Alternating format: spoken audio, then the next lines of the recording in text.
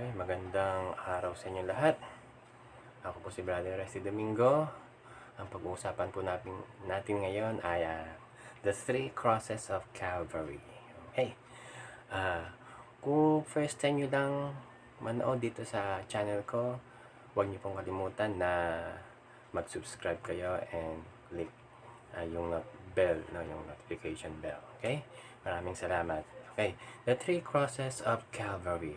Luke chapter 39 verse 43. Basahin muna natin yung verses.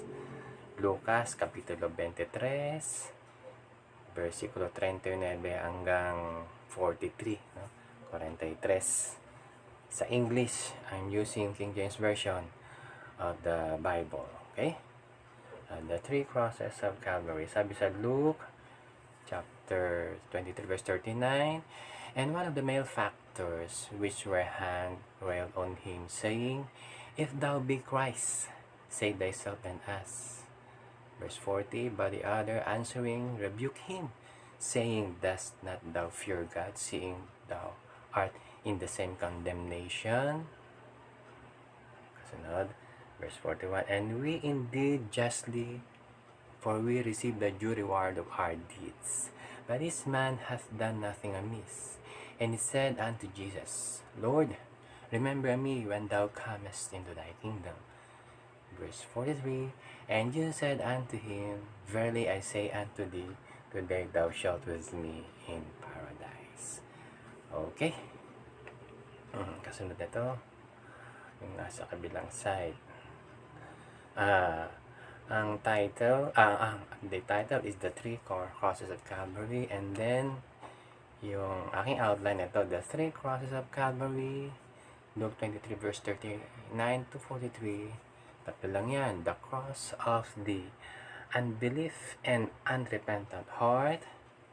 Number 2, the cross of faith and a humble spirit. And number 3, the cross of a loving and merciful Savior. No? Pag-uusapan natin yung huling sandali nung si Kristo ay nakapako sa krus bago siya mamatay. Okay?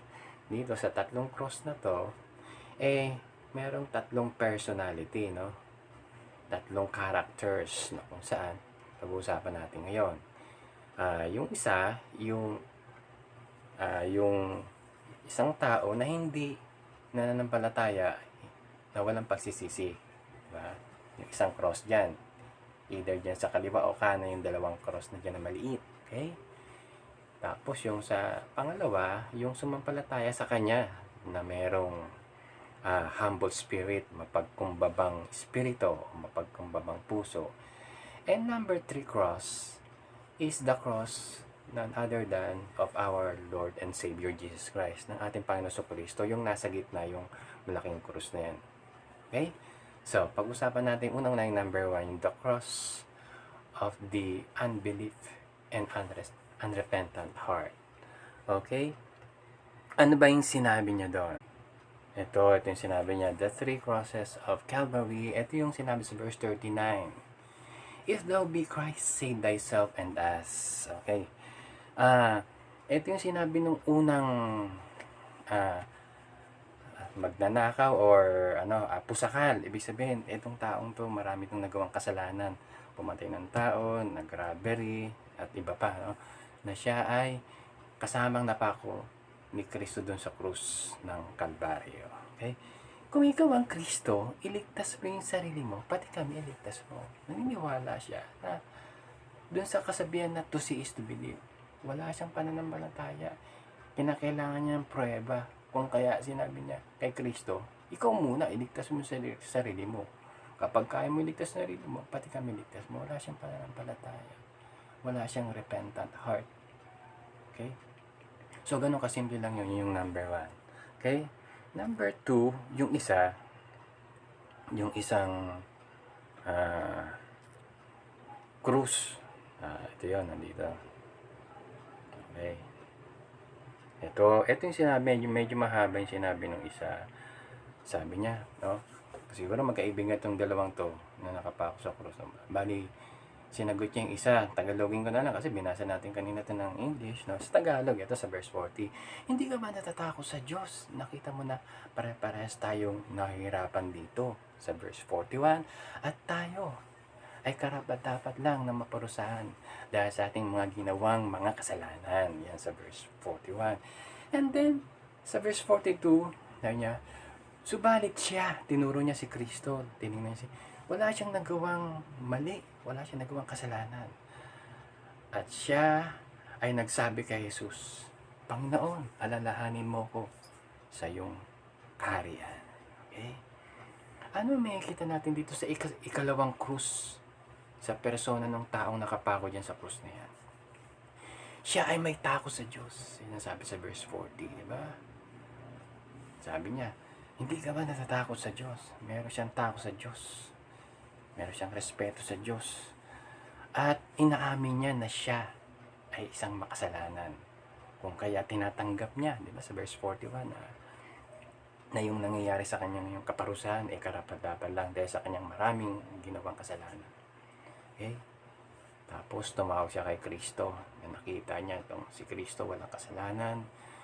At tumawag siya at sinabi niya, Panginoon, alalahanin mo ako pagdating mo sa iyong kaharian. Ang pinakamagandang krus dito, yung nasa gitna. Anong sagot ni Kristo dun sa sa sinabi nung taong yon? Okay, ito ang sinabi ng Panginoong Hesus Kristo.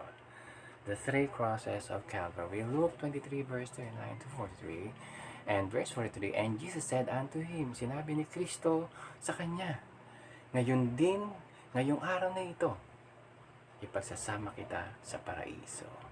Okay? Itong statement na ito ay merong malaking nangyari dun sa buhay ng taong yan. Meron siyang natanggap. Ano yung natanggap niya? Kaligtasan. Kaligtasan na kung saan kapag namatay siya, yung kanyang kaluluwa ay dadali ng Panginoon doon sa kalangitan. Kung saan siya ay magkakaroon ng kalangitan at buhay na walang hanggan. No? Sa langit yung buhay na walang hanggan. Okay? Paano siya naligtas? Ano yung ginawa niya? Diba? Ano yung ginawa niya? Siya ay tumawag lang. Siya ay nag-pray lang sa Panginoon. Okay? Sabi dun sa Romans, di ba? Sa Romans 3, hindi pala 3, Romans 10 verse 13. Diba? Tumawag siya. Ang sabi ng Panginoon ng Bible, no? Sa Book of Romans 10:13, for whosoever shall call upon the name of the Lord shall be saved. Nangyari ito doon, yung isa doon sa taong nakapako doon sa krus ng Kalbaryo, yung isa doon, di ba? Tumawag siya sa Panginoon at siya ay naligtas. Bakit siya naligtas? Bakit siya iniligtas ng Panginoon? Di ba? Mabuti ba siyang tao? Hindi, masama nga siya eh. Di ba? Anong ginawa niya? Ang ginawa niya, 3 bagay lang yan eh. 3 bagay lang sa kanyang pagtawag. No? Tawag siya, nag-pray siya eh. No? Prayer yun eh. Ito yung 3 bagay na yun. Diba? Diba? Na inamin niya na siya yung makasalanan. Diba? Inamin niya. No? Number 1, realize that you are sinners. Yung puro ariyan. Repent of all your sins. Number 2, and receive Christ as your Lord and personal Savior. Yung ginawa niya ng taong nakapako dun sa krus ng Kalbaryo. Siya ay sumampalataya kay Kristo. Yung nangyari sa kanya na kaligtasan ay pwede rin mangyari sa atin. Dapat lang nating gawin yung ginawa ng taong yun dun sa krus ng Kalbaryo para tayo maligtas. Mahalagang tanong to eh, no? Ang tanong ito, kapag namatay ka ba, tatanggapin ba ng Panginoon yung kaluluwa mo sa langit? May marami ang sagot, depende, di ba? Pero dito, itong temang ito, doon sa krus ng Kalbaryo, nagkaroon ng kasiguruhan yung taong yon na pwede rin mangyari sa atin kung gagawin natin yung ginawa ng taong sa krus ng Kalbaryo. Dadaling ka ng Panginoon, pero hindi ngayon, hindi katulad ng ginawa doon sa krus ng Kalbaryo, kundi anytime na pag tayo ay namatay. Ligtas tayo kung tayo ay aamin ng ating kasalanan, pagsisisihan natin ng ating lahat ng ating kasalanan at tatanggapin natin si Kristo sa ating puso bilang Panginoong tagapagligtas. Yun lang yung tatlong bagay na yun. Yun ang ipagpe-pray mo. Okay? Yun ang ipagpe-pray natin. Ngayong oras na ito, magpe-pray ako, pero itong prayer na to, hindi ito, para to, dun sa mga hindi pa tumatanggap sa Diyos. Para ito, sa nais maligtas. Kung hindi ka paligtas at nais mong maligtas, sumunod ka sa aking panalangin. Okay? Wala pa tong 1 minuto eh. Baka 20 seconds lang to eh. Itong tatlong bagay na to, tatlong R na to. Realizing, repentance, and receiving Christ. Okay?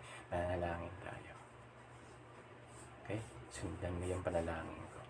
Panginoon, ngayong oras na ito, ay inaamin ko at tinatanggap ko na ako'y makasalanan. Ngayong oras na ito, ay pinagsisisihan ko ang lahat ng aking kasalanan. At tinatanggap ko si Jesucristo sa aking puso bilang Panginoong tagapagligtas. Marami pong salamat sa Kanya na nagligtas sa akin, na nagsakripisyo, na naawa sa akin dahil sa Kanyang dakilang pag-ibig. Maraming salamat po. Sa pangalan ni Kristo Jesus, ito po ang aking dalangin. Amen. Okay, maraming salamat kaibigan. Kung ginawa mo yan, ikaw na ngayon ay anak ng Diyos. Okay? Yung nabanggit ko sa aking unang video na sabihin ko yung assurance of salvation. Ito isa sa mga assurance of salvation na ito na kung saan sinabi ng Panginoon dun sa taong nakapako sa krus na siya ay pagsasama niya sa kalangitan, di ba? Na buhay pa siya, alam niya na save na siya. Okay? Ito, matapos na tayo. Ito yung assurance of salvation. So, assurance of salvation, 4 na bagay. Number 1, after you receive Christ, no? After na tinanggap mo si Kristo, ano yung natanggap mo? Ano nangyari sa'yo?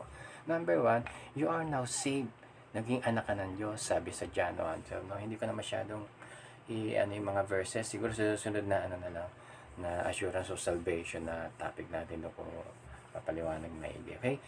Ikaw ngayon ay anak, ligtas na at ikaw na ngayon ay naging anak ng Diyos, sabi sa John 1:12. But as many as receive Him, to them gave me power to become the sons of God or children of God, even to them that believe on His name. Okay? Number 2, you are now forgiven and have eternal life. Sabi dun sa John 3:16, yung last part nun, whosoever believeth in Him should not perish. Diba? Yung perish dun, hell yun, impyerno yun. Na tayo ay mapupunta sa impyerno dahil sa ating kasalanan. But, when you receive Christ, you have eternal life. Okay, sa John 3:16. Number 3, you are no longer condemned. Wala ka na sa kaparusahan. Sabi sa Romans 8, verse 1 and 2. There is therefore now no condemnation to them which are in Christ Jesus, who walk not after the flesh, but after the Spirit. For the law of the Spirit of life in Christ Jesus hath made me free from the law of sin and death. No? Tayo ay wala na sa kaparusahan na mapupunta tayo sa impyerno. Hindi na tayo mapupunta sa impyerno dahil sa verses ng Romans chapter 8 verse 1 and 2. And lastly, number 4, you are now a new creature. Bagong nilalang ka na. Ito nilagay ko yung verse sa ilalim. Sa 2 Corinthians chapter 5 verse 17. Therefore, if any man be in Christ, he is a new creature. All things are passed away. Behold, all things are become new. Okay? Bagong nilalang ka na nung ikaw ay niligtasan ng Panginoon, nung tinanggap mo na siya sa iyong puso bilang Panginoon tagapagligtas. Na dapat yung ating puso ay nakaset na sa patungkol sa kalangitan. Na dapat yung ating puso ay iniisip natin kung ano na yung dapat na nating gawin na makakalugod sa Panginoon, hindi yung kasalanan, di ba? Pero still magkakasala pa rin tayo. Subalit, andyan ang Panginoon, handa tayong patawarin sa ating mga kasalanan. Okay? Maraming salamat kaibigan. Yan na lang po sa susunod na na video natin. Okay? God bless you. Magandang araw.